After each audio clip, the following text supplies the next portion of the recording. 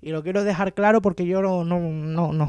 Este espacio no va a dar índole, ni va a dar protagonismo, ni siquiera va a dar publicidad a los medios de extrema derecha, y tampoco vamos a hacer algo que pueda dificultar o pueda hacer daño al proyecto que mayoritariamente representa el círculo, que es Podemos. Por eso he pedido a la organización, y también ellos me han pedido a mí lo mismo, o sea, hemos estado de acuerdo en ese sentido, no dar voz a la solicitud de intentar hablar de un proceso electoral interno que ha sido, según esta parte, muy minoritaria, muy minoritaria, estamos hablando de menos de un 7%, que está pidiendo eso para hacer daño a la organización que ganó en ese proceso con más del 92%. Y hay que respetar los resultados y no decir que ha sido sin ninguna prueba, sin haberlo dicho un juez, que ha sido un proceso fraudulento. Este espacio, repito, no va a dar cabida a esas informaciones, a esas conspiraciones, y claramente no vamos a ayudar y ni vamos a dar publicidad a este tipo de mentiras. Sin más preámbulos, empezamos. Hola Manolo, buenas noches. Hola, amigo mío. ¿Cómo Muchas andamos? gracias ¿Cómo va la por vida? volver. Se te echaba de menos. Me gustaría, Yo pues también. nada, preguntarte cómo has llevado ya.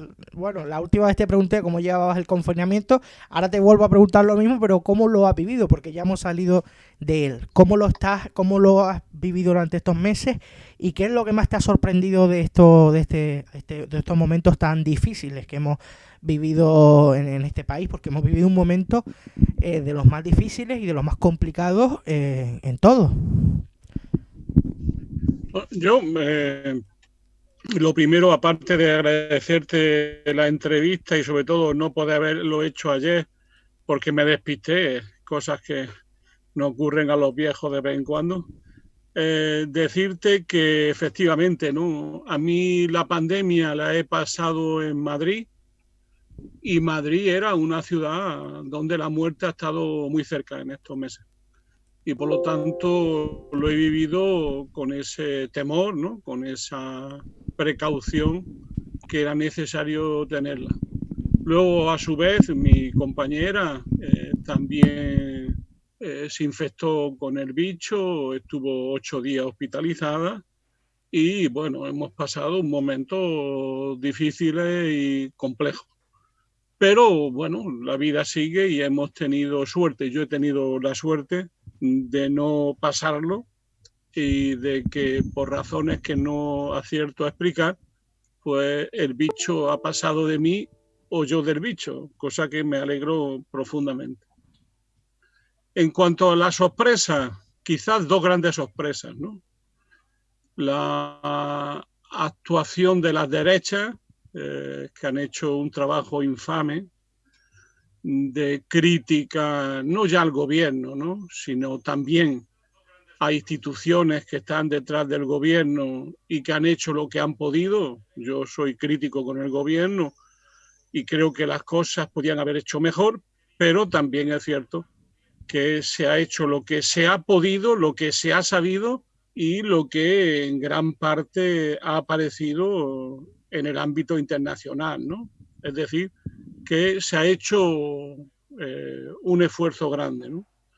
Y también la otra cosa que me ha sorprendido y que no se realza suficientemente es lo que podamos llamar la solidaridad, el esfuerzo de miles y miles de personas, no solo sanitarios, sino al mundo y en el entorno de la sanidad, de la gestión de lo público, social, de la atención a los mayores y a los enfermos, que tantos miles de personas voluntariamente han hecho, ¿no? Quizás lo que menos se valora es justamente este gran esfuerzo solidario de una parte de la población que se ha comprometido con la gente enferma, con los mayores, también con la gente que estaba sufriendo, y que de una u otra forma han estado ahí en primera fila jugándose la vida, ¿no? Por no hablar, que me parece fundamental, de los profesionales de la salud que han estado luchando en estos meses, ¿no? Quizás eso ha sido mis dos grandes sorpresas de esta situación, que ya he dicho, no ha hecho nada más que comenzar. Ahora viene una fase dura y no fácil, y veremos si no hay una réplica de esta pandemia y también de las enormes consecuencias económicas y sociales que va a tener. Bueno, hemos visto que a raíz de esta pandemia, por desgracia, a ver, que yo no sé si se me ha abierto aquí, vale. Hemos visto también a raíz de esta pandemia que en vez de unirnos más con respecto a esta crisis que nos afecta a todos, da igual que sea uno comunista, socialista o demócrata cristiano o lo que sea, pero que nos ha afectado a todos por igual en ese sentido, porque claramente es una pandemia que no discrimina en ese sentido ni por sexo, ni por ideología, ni nada. O sea, en vez de esta pandemia unirnos como sociedad, ¿cómo ha sido posible de que esta pandemia haya supuesto también un encender más esa crispación que estamos viendo en la calle? O sea, no es normal. ¿Cómo ves tú la actual situación que hemos sufrido y que seguimos sufriendo con respecto a la crispación? Yo creo que las derechas españolas llevan años en una estrategia institucional. Es decir, el surgimiento de Vox lo único que explica esta tendencia fuertemente autoritaria y antidemocrática de las derechas españolas, que vuelven a su viejo fuero y que han hecho todo lo posible por hacer todavía más dramática la situación que de por sí ya era trágica. Es decir, la responsabilidad de las derechas en esta pandemia ha sido terrible, fundamentalmente, no solo porque han propagado todo tipo de falsas noticias, bulos y mentiras, sino fundamentalmente porque han generado un clima de crispación enorme en la opinión pública. Y han conseguido que una parte dura de esas derechas hayan creado un ambiente muy negativo en la sociedad que va a pesar mucho en el futuro. Yo creo que las rupturas que ha habido en la convivencia democrática del país en estos meses van a perdurar mucho tiempo, no va a durar un día. Y por otro lado, como insistió antes, ha habido un comportamiento, yo creo que extraordinario, lo que yo he llamado un sector público voluntario que se ha ido creando con mucho esfuerzo y sacrificio y que ha estado a la altura del país, ¿no? Quizás ahora lo que queda todavía por definir es qué papel va a tener el gobierno en este momento, ¿no? Es decir, a mí me preocupa mucho que el gobierno entre en un juego de pasilleo parlamentario y que no sea capaz de hacer una propuesta de proyecto de país que las mayorías sociales entiendan y convertirla en ley, convertirla en propuesta política realizable y en acción de gobierno, ¿no? Yo tengo la impresión de que el gobierno ha salido bien librado de la pandemia, no tiene una gran confianza en la población, pero ha salido bien librado, que la estrategia durísima de la derecha ha fracasado, no ha sido capaz de conseguir su objetivo, que era romper el gobierno, y yo creo que ahora entramos en una fase nueva. Ahora bien, la clave es la iniciativa política del gobierno. Si el gobierno no tiene iniciativa, se deja enmarañar en el mundo del Parlamento, de las instituciones, de los pactos y demás, yo creo que se equivoca. Es el momento ahora de tener un proyecto claro de país y es un momento ahora de definir con mucha precisión qué se quiere hacer.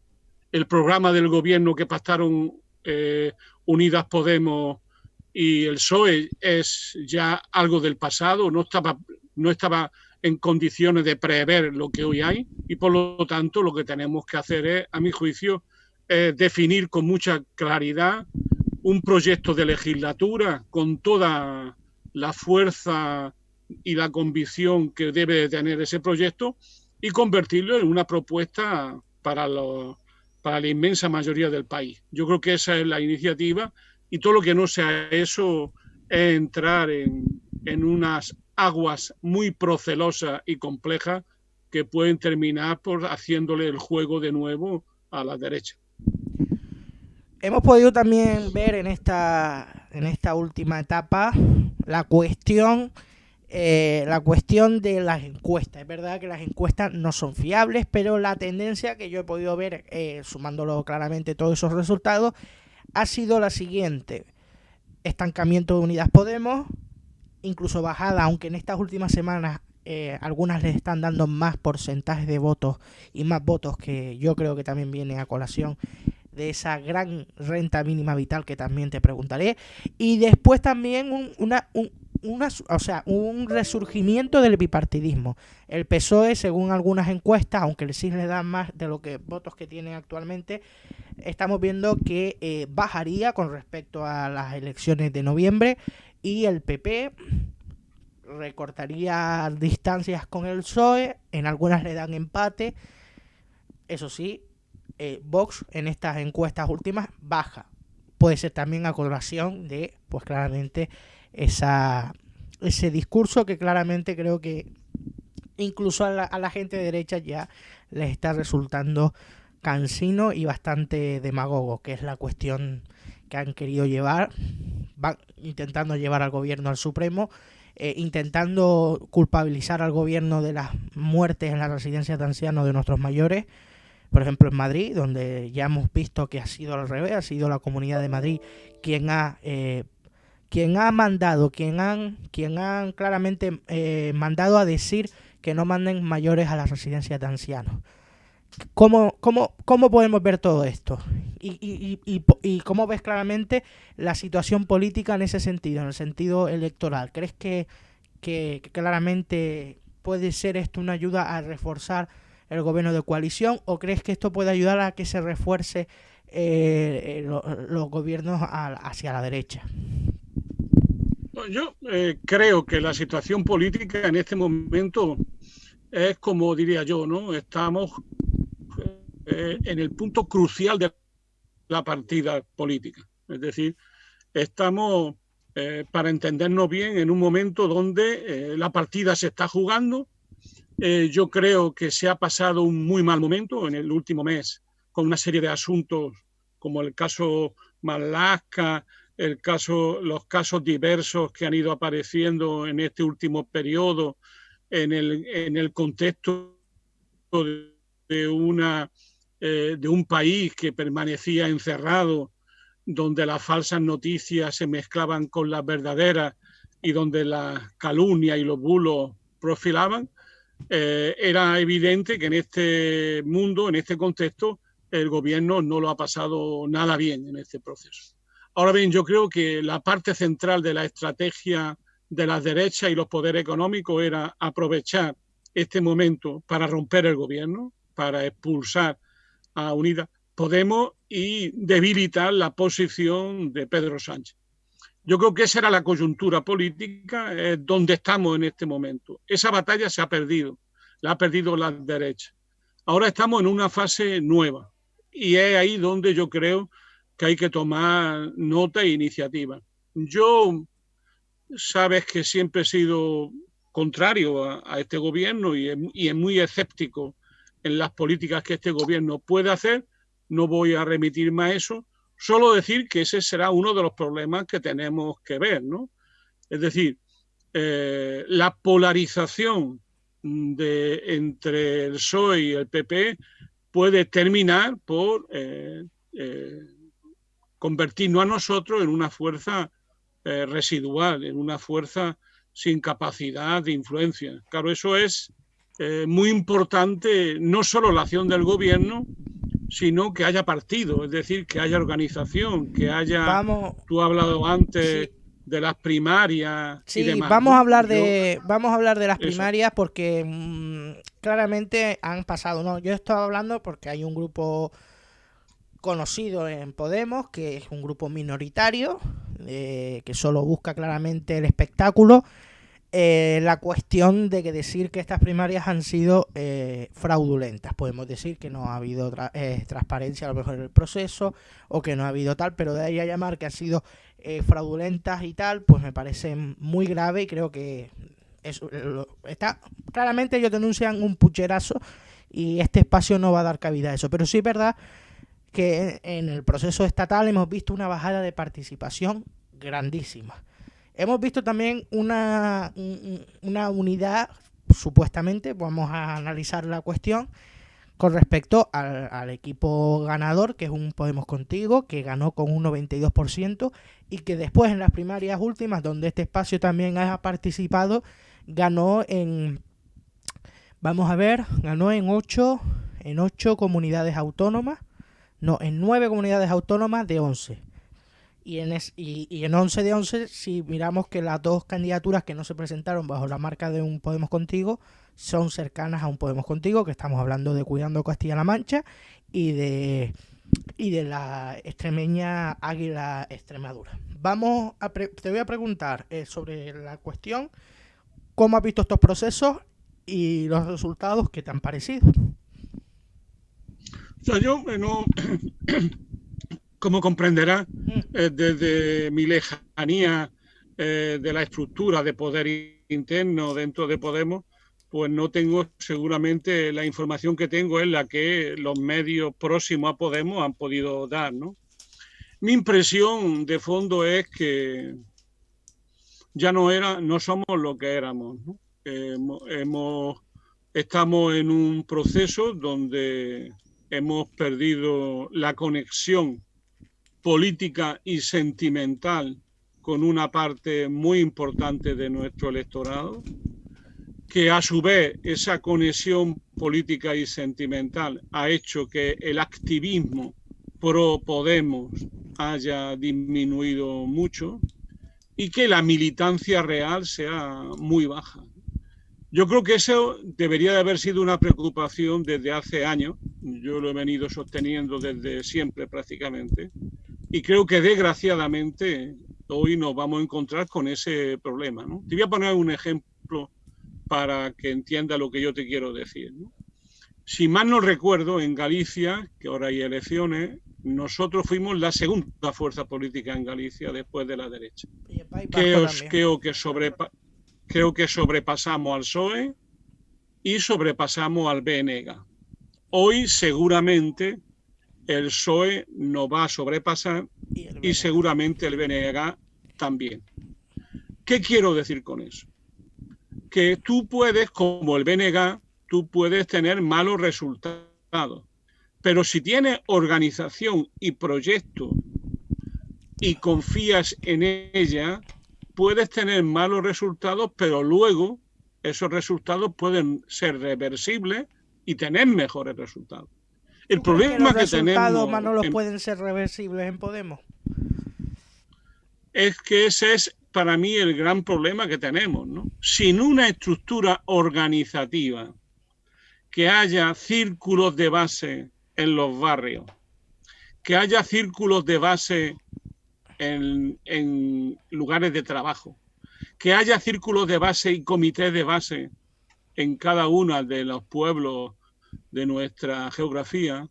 Si eso no existe, si no tienen una actividad, si no tienen una presencia pública y si no se insertan en el tejido social, pues es evidente que nos convertimos en un aparato electoral que solo con un mal resultado electoral, pues será muy difícil que volvamos a recuperarnos.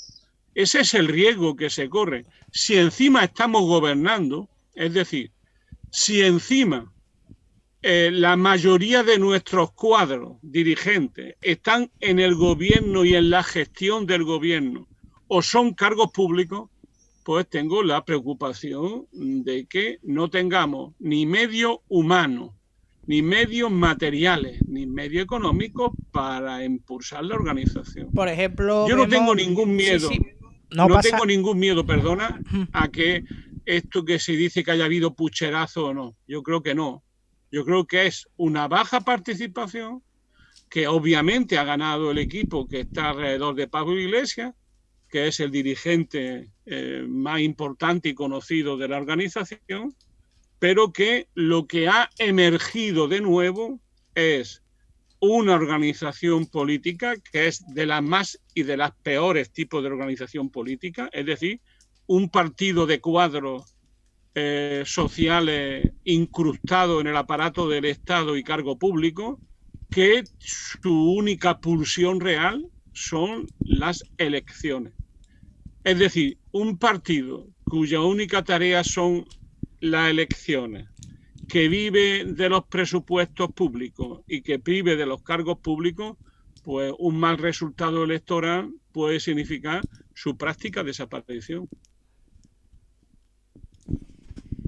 Sí, hemos visto, por ejemplo, que en Ciudadanos, que era un partido que incluso en momentos felices para ellos, claramente electorales, se decía que podía sustituir al PP y que podía ser la fuerza hegemónica en la derecha, pasa unas elecciones y pierden 47 escaños y millones de votos. Así que en eso hay que tenerlo también presente, que lo mismo que era pasado a Ciudadanos por tomar decisiones en contra de su electorado, porque un día decían una cosa y otro otra, nos pueda pasar lo mismo a nosotros o peor por, pues claramente, abandonar, como bien dices, las bases y la lucha social por estar en el gobierno. Ahora es muy importante... Pero con una diferencia que te añado. Ellos son partidos del sistema. Exacto. Ellos son partidos financiados directamente por los poderes económicos. Nosotros no. Nosotros no.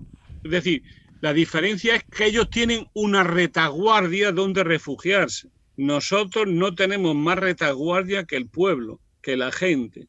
Y si no somos parte de ellos, y si nos convertimos en una fuerza política que hace política solo los que viven de la política, tendremos enormes dificultades. Y de eso es responsable esta dirección que ha salido nueva. ¿Crees que también, estamos cometiendo la anterior. los mismos errores que Izquierda Unida? No, peores que Izquierda Unida. Izquierda Unida todavía tiene organización, tiene estructura, tiene militantes. Izquierda Unida hoy todavía sigue existiendo, más debilitada que en la época de Julio Anguita o de Gaspar Llamazares. Ahora bien, el problema es que nosotros hemos ido entrando en un camino muy peligroso, donde básicamente nos hemos ido convirtiendo en un partido maquinaria electoral. Y si eso sigue así, tendremos muchas dificultades, si vienen mal dadas. Si vienen bien dadas, miel sobre hojuelas. Pero si vienen mal dadas, tendremos muchas dificultades.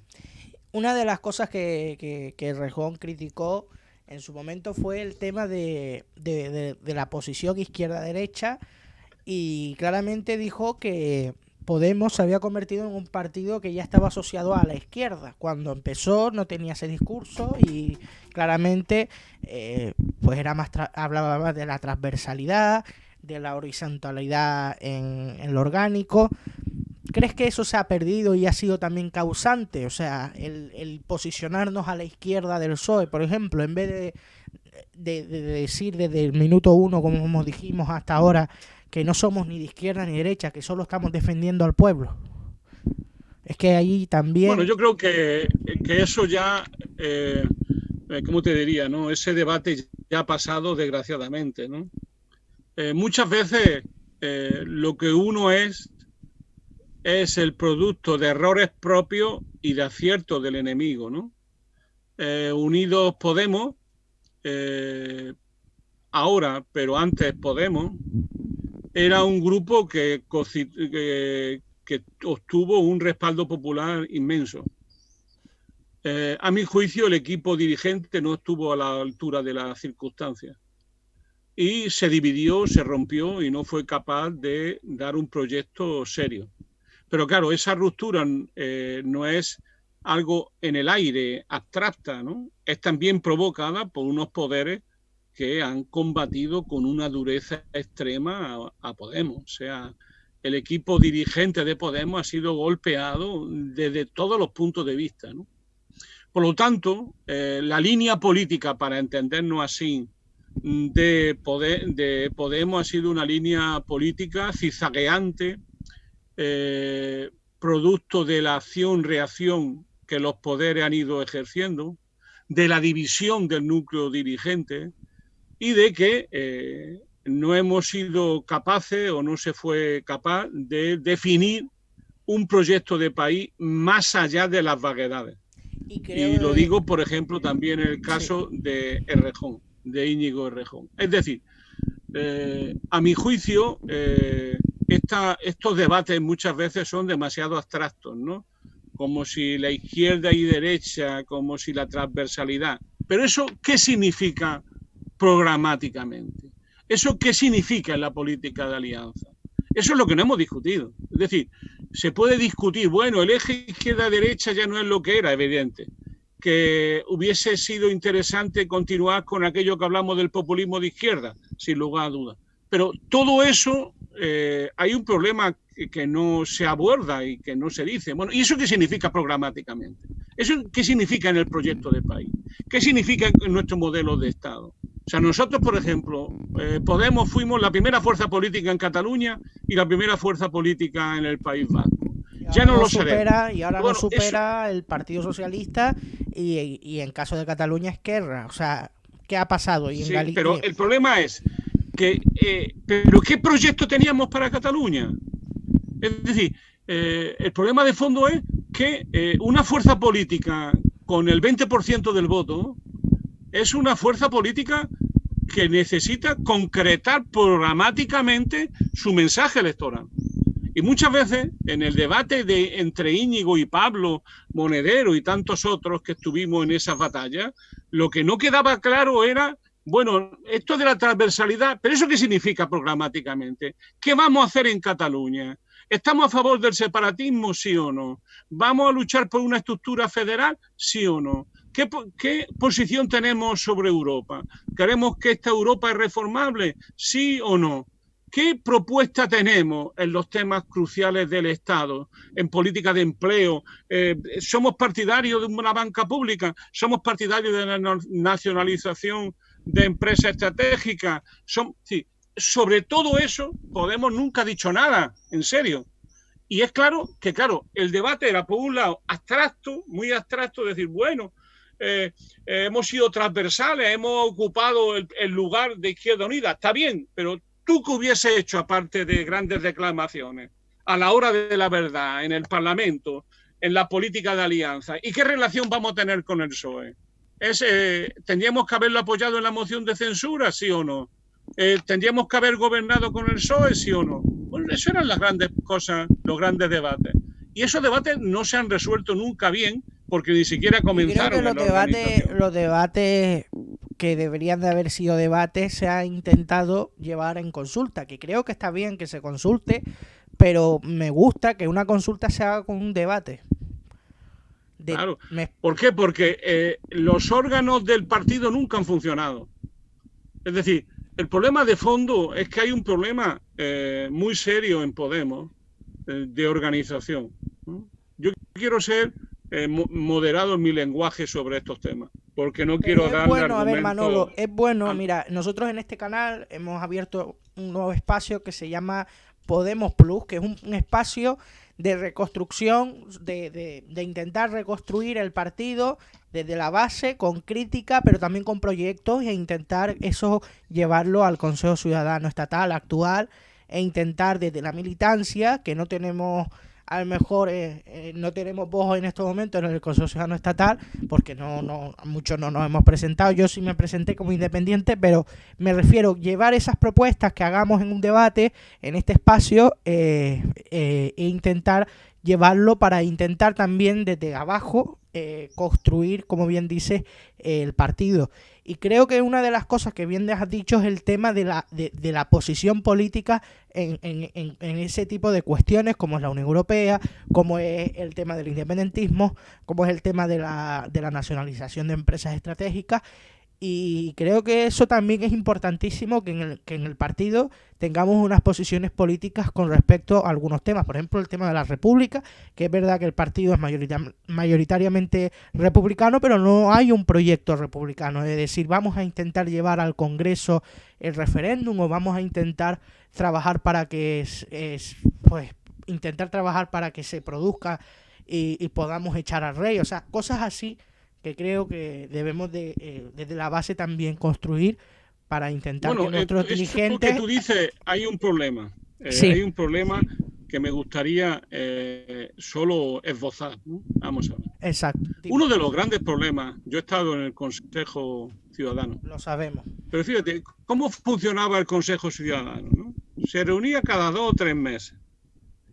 Pablo Iglesias llegaba y se pegaba una intervención, por cierto, nunca por escrito, nunca tenemos papeles de esa discusión, nunca hay resolución política por escrito, sino que en streaming el coordinador, el dirigente máximo de la organización, no llegaba y no hacía una intervención.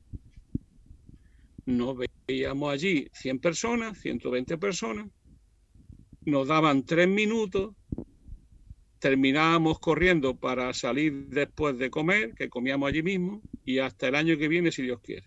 Es decir, nunca ha habido interés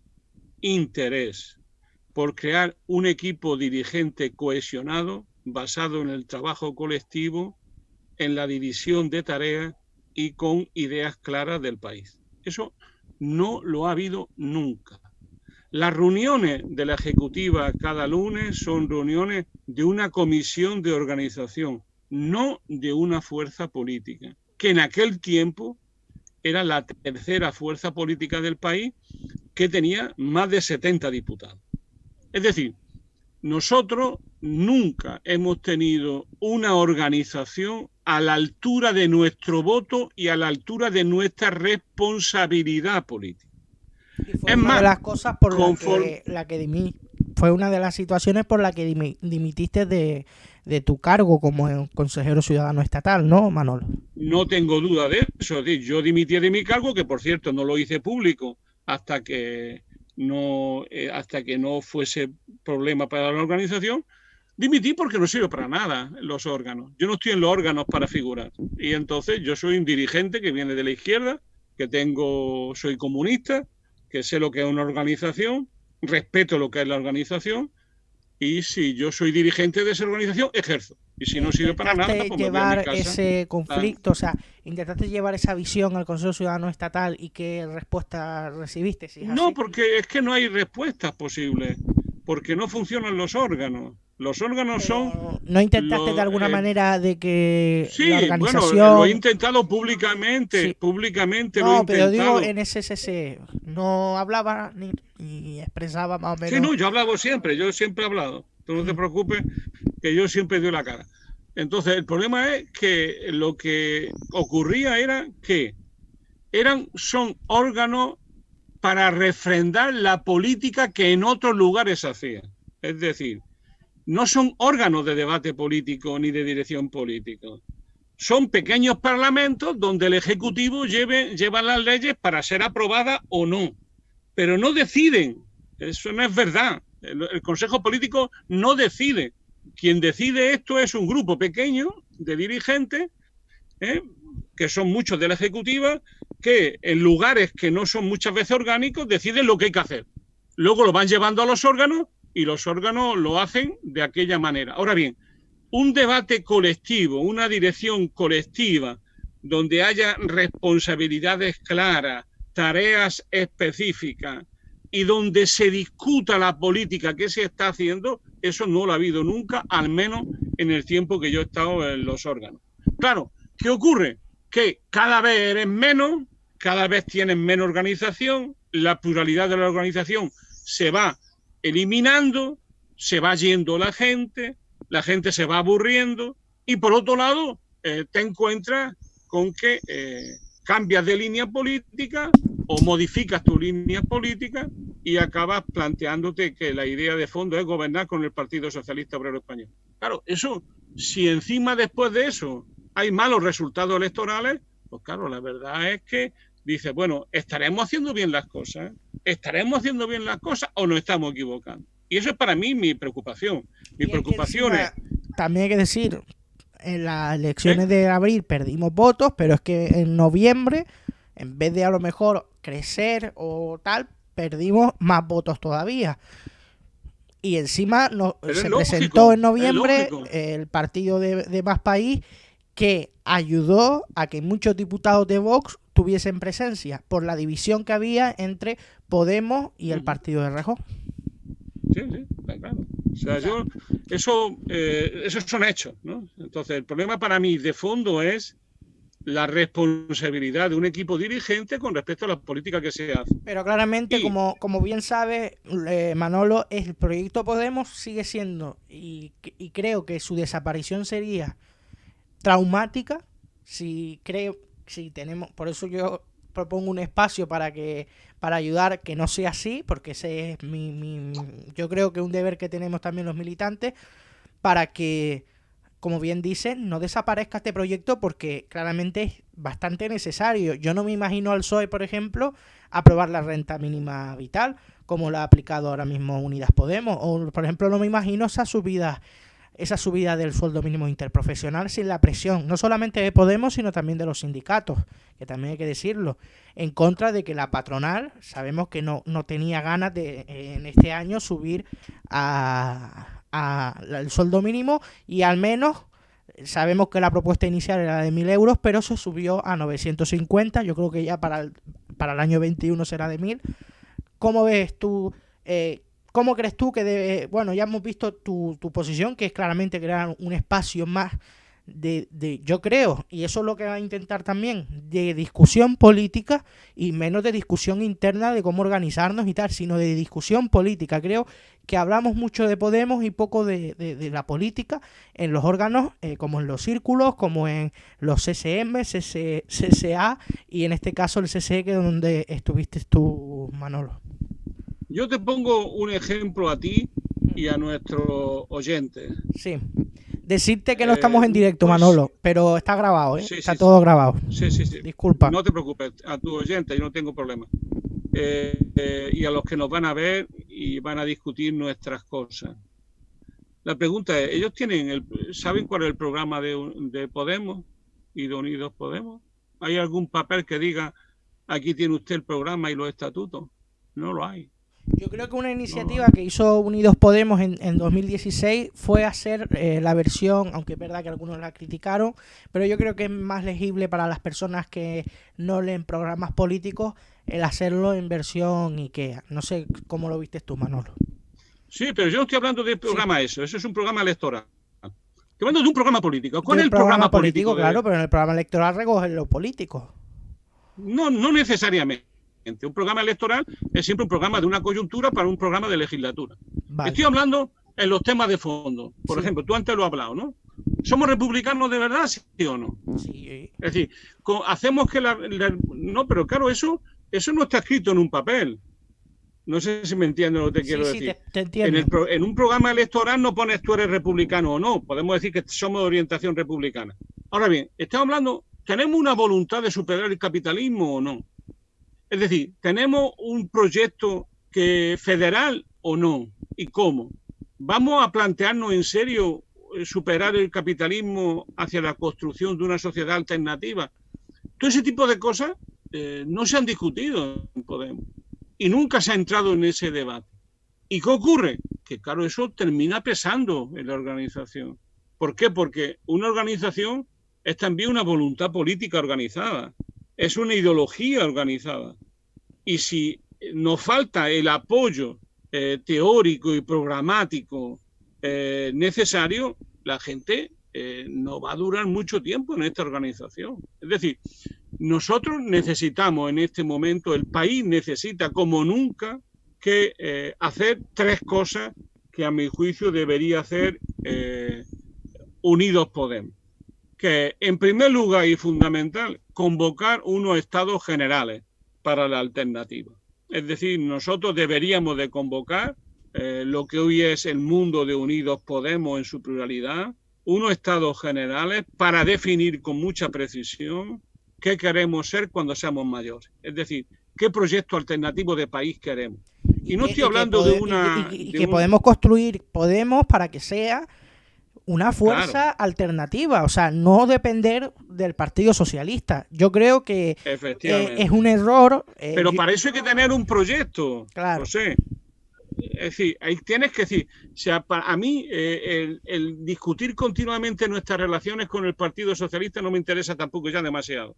A mí lo que me interesa fundamentalmente es qué proyecto de país tenemos encima de la mesa y que tú, tu prima, tu hermana, tu sobrina lo puedan entender. Es decir, concretado en un manifiesto político con 12, 15, 20 ideas fuerza, que la gente diga, este es el proyecto histórico que defiende Unidos Podemos. En segundo lugar, yo creo que a esta altura del debate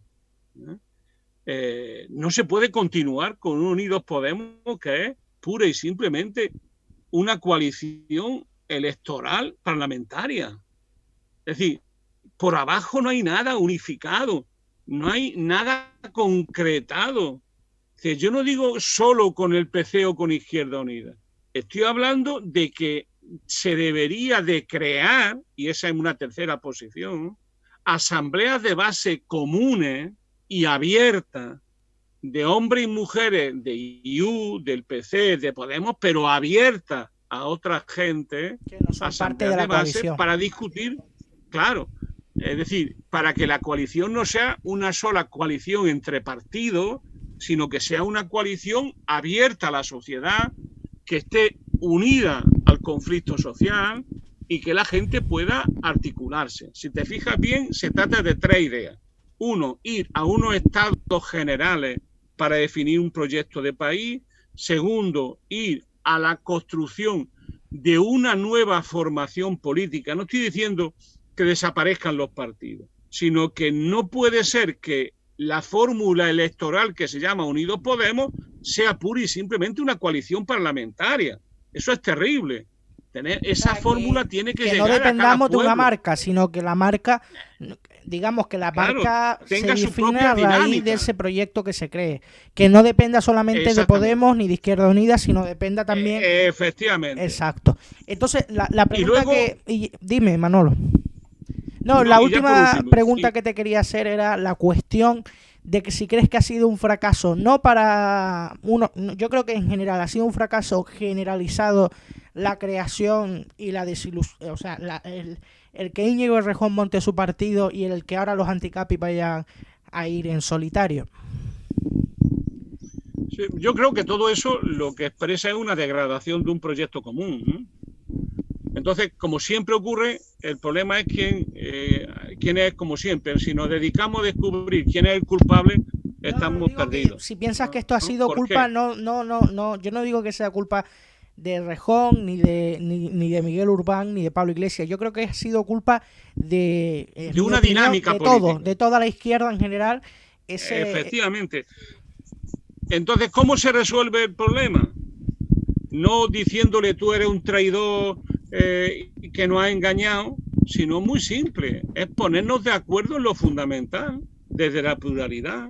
Es que no hay alternativa a la unidad, no hay alternativa a la unidad. Lo más triste de esto es que estamos dispuestos a combatir con la unidad con el Partido Socialista y no estamos dispuestos a combatir con la unidad con compañeros que hasta ayer estuvimos juntos.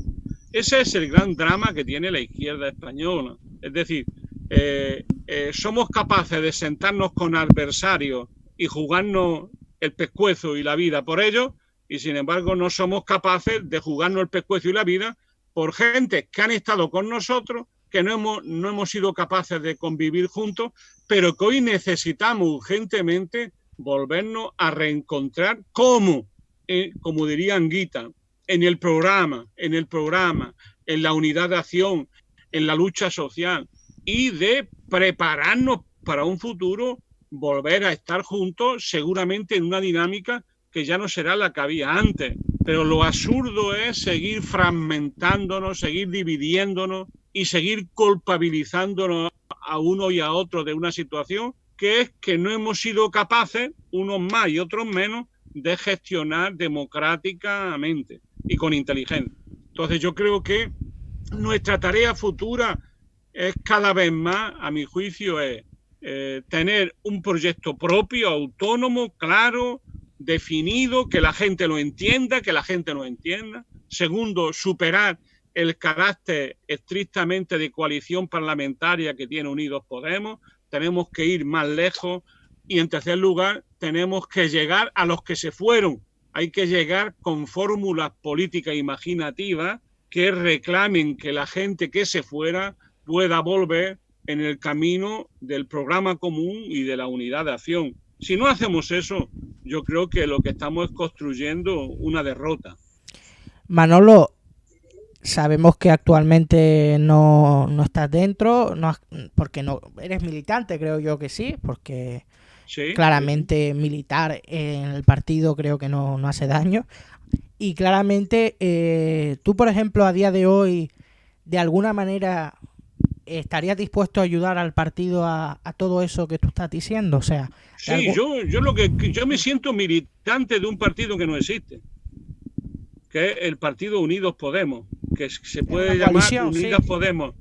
Es decir, yo soy militante simpatía claramente por Izquierda Unida, por Podemos. Por ejemplo, la salida de ECUO ha sido también, pues... Pero mucho más de ellos. Es decir, yo estoy por una estrategia de unidad de las fuerzas de izquierda que tienen un programa de transformación social. Mira, Manolo, yo soy militante de ese partido. Manolo, una de las cosas también que me dolió en la noche del 10 de noviembre es que tuvimos más votos sumando al partido de Podemos, Unidas Podemos con Más País, teníamos más votos que la extrema derecha, pero que la división hizo que en estos momentos la suma de tanto Unidas Podemos como de Más País, que son de 38 escaños, sea menos que lo que tiene la extrema derecha, que son 52.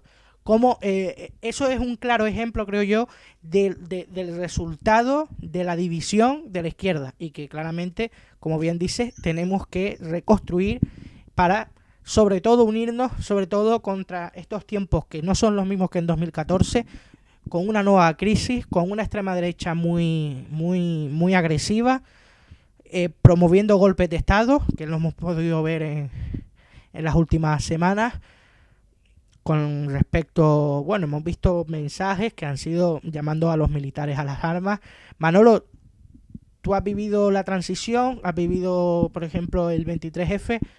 Cuando ves a Vox hablando de golpes de Estado, ¿cómo lo ves, Manolo? ¿No te da un poco de miedo en ese sentido? Hombre, yo he militado en el PC en la clandestinidad, ¿no? Y entonces se puede decir que los conozco desde dentro, desde la cárcel, desde las comisarías. Bueno, la palabra miedo no tanto, pero sí preocupación. ¿Cómo no voy a tener preocupación de que una fuerza neofranquista sea la tercera fuerza política del país y que, como tú dices, baja, pero que va a estar rondando entre el 12, el 13% y el 15%? Eso, a mi juicio, significa una derrota democrática en este país, y que algo se ha hecho mal cuando esa fuerza política emerge de la manera que está emergiendo y con el contenido que está emergiendo. Lo que dice sí. Es terrible, ¿no? Hoy, por ejemplo, hemos visto que yo creo que ha sido responsabilidad importantísima de los medios de comunicación el blanquear esta fuerza política. Pero hemos visto, por ejemplo, a un presentador de un programa del Corazón, que no tiene nada que ver con la política, diciendo en su espacio que no van a blanquear al fascismo y que no va a dar alas a que estas personas se expresen en su espacio mientras él esté. ¿Crees que esa posición que ha tomado un presentador, que es el presentador de Sálvame, Jorge Javier, ¿crees que esa postura deberían de tomarla también otros comunicadores en otras televisiones y en otros programas con respecto, por ejemplo, en Ana Rosa o en Ferreras, que hemos visto como, por ejemplo, Ferreras, que con claramente su línea editorial puede hacerlo, pero que, por ejemplo, le da voz a Inda, que es una persona que representa no solamente a la extrema derecha, sino también a lo que es la cloaca mediáticas, que ha sido parte de esa cloaca. ¿Cómo podemos ver cómo puede ser que en la comunicación, en las televisiones, en las radios, que se siga blanqueando al fascismo, a lo que es a la extrema derecha.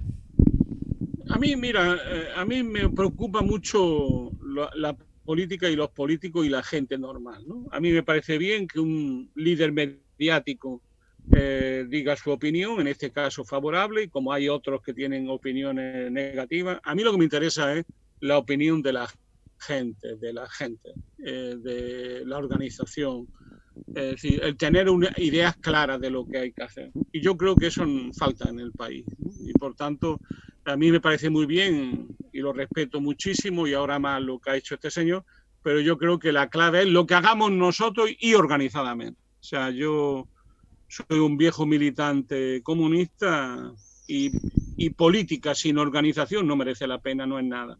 Y necesitamos organización, fuerza organizada, militante antifascista sobre todo en estos momentos, pero claramente ¿crees que han sido los medios responsables también? No solamente yo creo que han sido los máximos responsables porque han dado visibilidad a esta formación política. No, mira, ni siquiera creo eso. Yo lo digo con toda sinceridad. Eso para mí, el surgimiento de Vox tiene que ver con la ruptura de España, tiene que ver con la secesión de Cataluña, con ese movimiento de secesión. Que ha sido, por ejemplo, el tema del proceso, que lo dijo Pablo Iglesias un día. No tengo duda de eso. Ha despertado ha despertado a la extrema derecha. Al monstruo dormido. Claro, no tengo duda de eso. Yo no tengo duda de eso. Y por tanto, no se puede jugar con los estados, no se puede jugar en broma, ¿no? Es decir, si tú te vas a hacer un movimiento, ¿no? Porque además dirigido por los que son la dirección de ese movimiento, que a mí me asombra, pero bueno, da igual. Financiado por Puyol, por ejemplo. Claro. Entonces, si tú ante eso no te das cuenta que eso va a tener consecuencias, pues claro que la tiene. Es decir, se ha sido débil con respecto al nacionalismo catalán, se ha sido muy débil en el secesionismo, también nosotros lo hemos sido, y yo creo que eso ha pasado factura a nosotros en todos lados. Yo no tengo en eso ninguna duda. En Estados Unidos, Manolo... Me dirá, ¿era fácil? Sí. ¿Era fácil?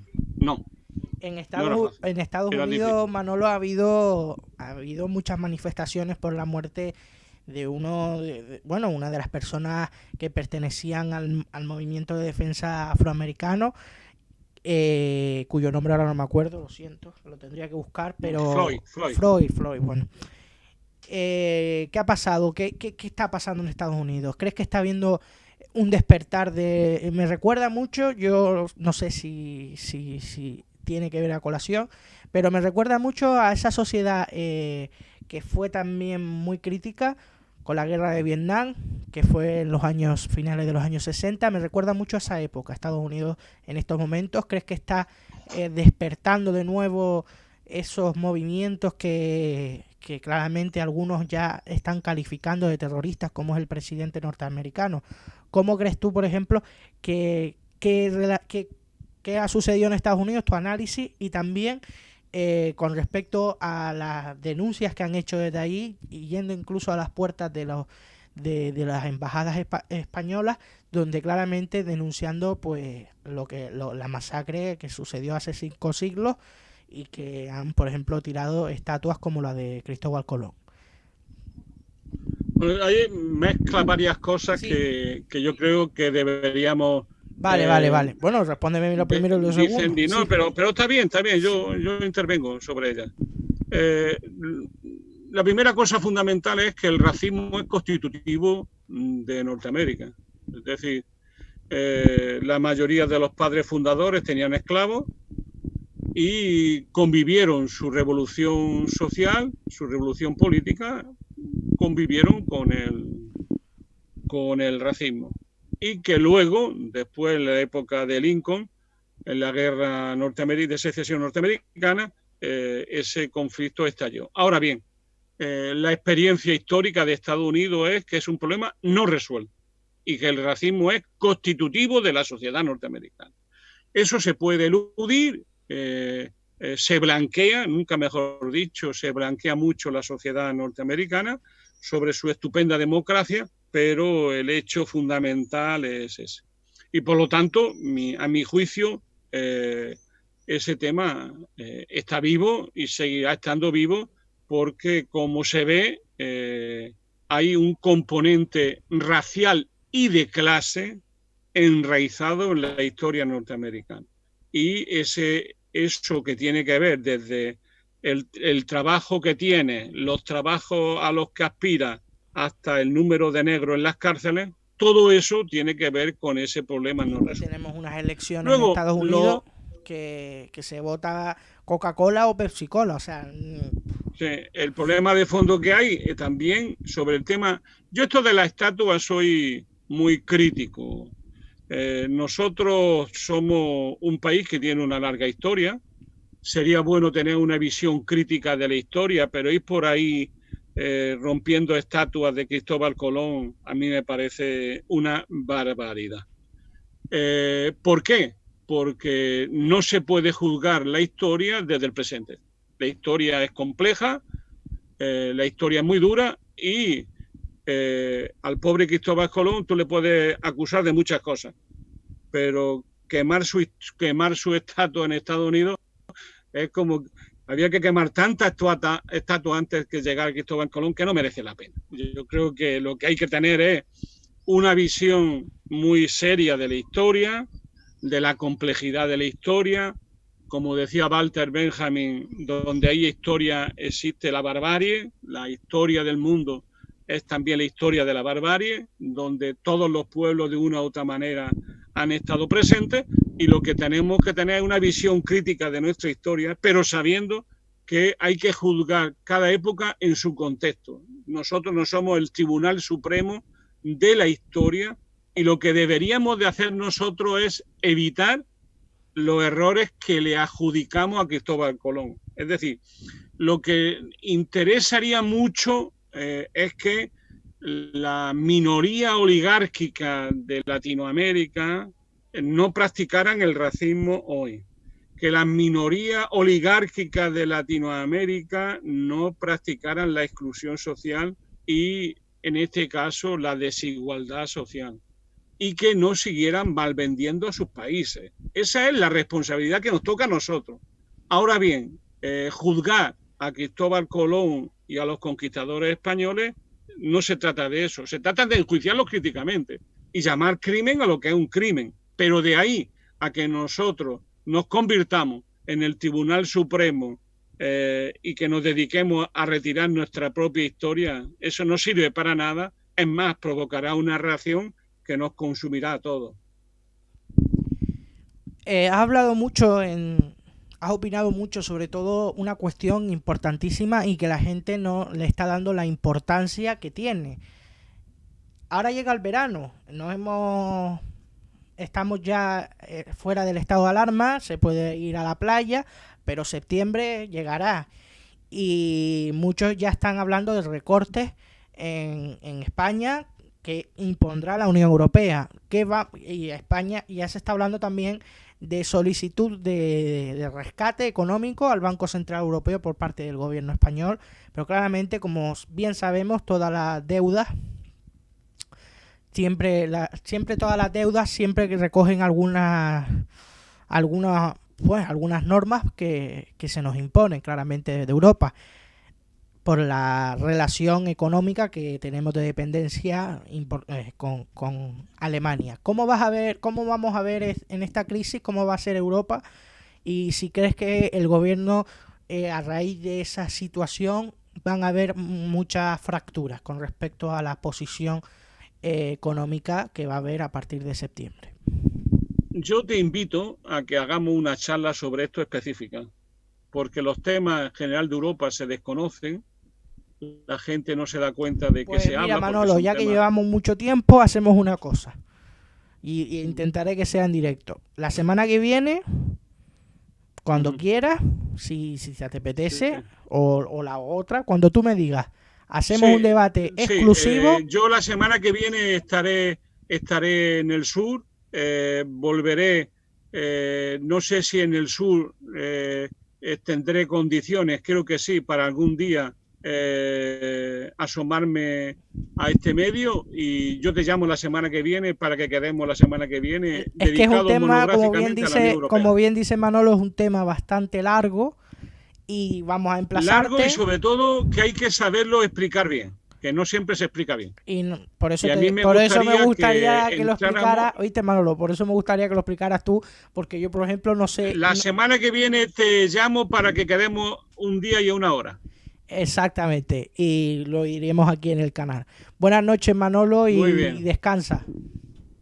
Muchas gracias a ti, y me despido con mucha alegría y cariño para los hombres y mujeres que siguen este medio, y decirles que tenemos que conquistar también nuestra propia esperanza cada día, ¿no? Que la esperanza se Manolo, conquista cada día. una última pregunta, ¿has podido ver algo de este medio que... Sí, lo he visto, sí, sí, claro. ¿Y qué te ha parecido Y lo que se ha hecho en este por eso medio? me parece que es un medio como hacemos, ¿no? De guerrilla urbana, pero es un medio potente que hay que seguir trabajando con él, ¿no?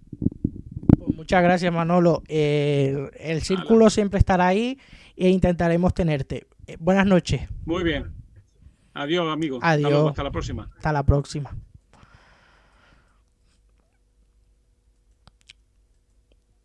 Bueno, pues y aquí termina ya esta entrevista. Como podéis ver, no hemos podido estar en directo. Os pido disculpas a los espectadores.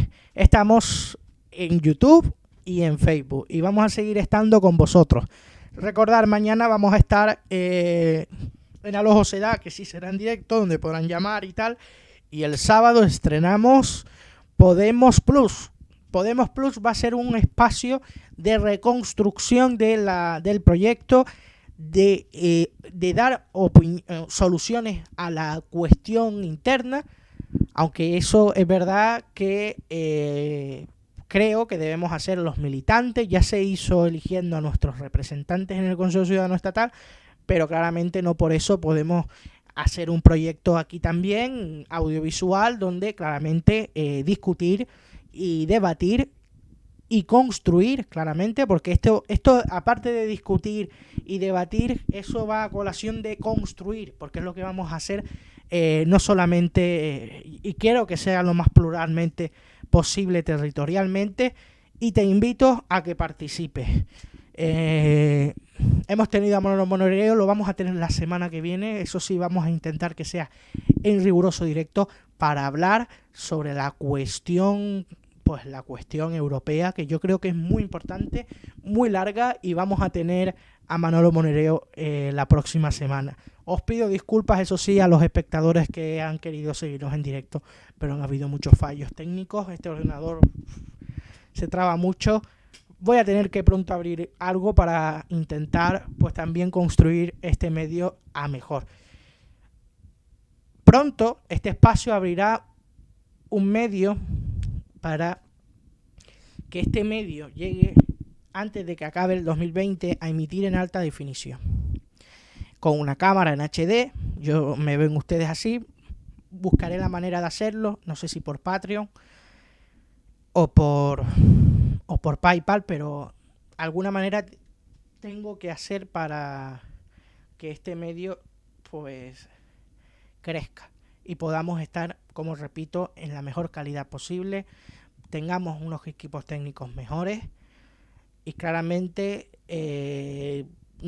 o sea, todo lo que venga aportado a este medio va a ser para medios técnicos, no va a ser para disfrute personal mío ni para comprarme nada. O sea, el dinero claramente será justificado en la nueva página web que abriremos pronto, justificando claramente por factura todo lo que se vaya consiguiendo para que vean que pues claramente no lo hacemos todo de manera transparente y vamos a intentar claramente que nos aporten para poder pues repito, emitir en HD, no tener este micrófono ya que algunos me están pidiendo que sea de solapa, y después también intentar tener una cámara que emita también en esa calidad, porque esta cámara no es alta definición, parece una tele de los años 90, y eso va a ser pues una de las peticiones que voy a hacer durante este verano para en septiembre empezar con la mejor calidad posible.